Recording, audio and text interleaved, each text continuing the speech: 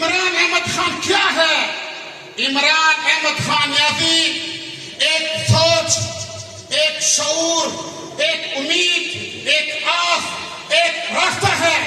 इमरान खान एक पाकिस्तान का लीडर नहीं है। रब्बे काबा की कसम से मैं गवाही देता हूं, कुरान पर हाथ रख के गवाही दूंगा, इमरान खान पाकिस्तान का लीडर नहीं है।